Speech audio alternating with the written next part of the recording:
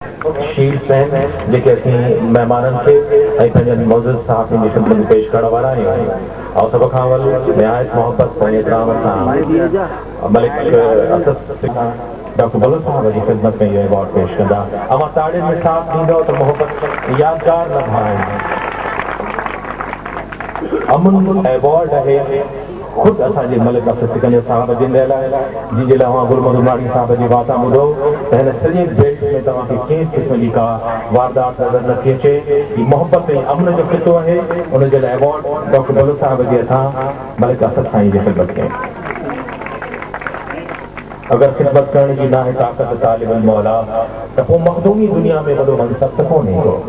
समाजी ख़िदमतुनि जो बहितरीन अवॉर्ड डॉक्टर मुफ्ती गुलाम मोहम्मद साहब जे लाइ मां गुज़ारिश कंदुसि त पाण स्टेज ते अचनि ऐं डॉक्टर बलो साहब जे हथां पंहिंजे महिनतुनि पंहिंजे समाजी ख़िदमतुनि जो अवॉर्ड अची हासिल कनि। मुफ्ती डॉक्टर गुलाम मोहम्मद।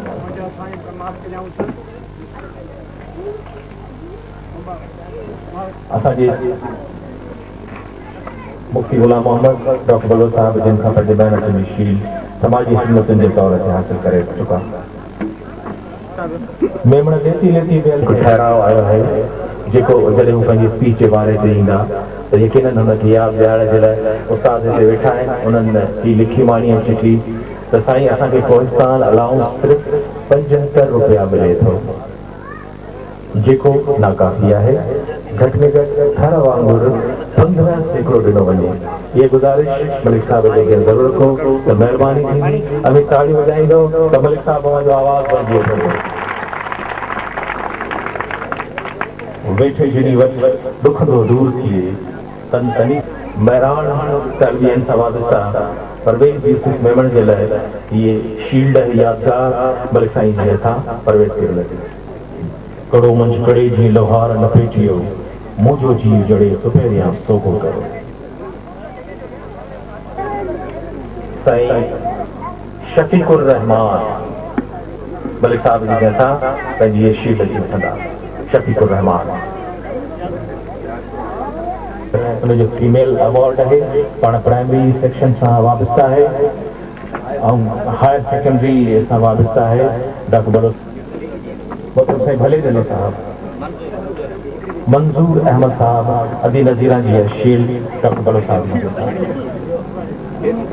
या सदन खानदान जो को फर्द या कलीग डॉक्टर बलो साहब जिन हथां अची आपा ज़ोहरा के लिए ये यादगार शील्ड बेहतरीन फीमेल टीचर सेकेंडरी एजुकेशन सां वाबस्ता।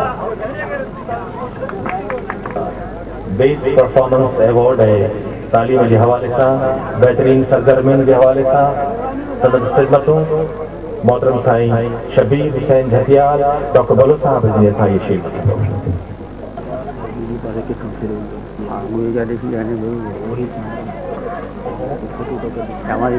असद साहब जी हथां ये अवॉर्ड।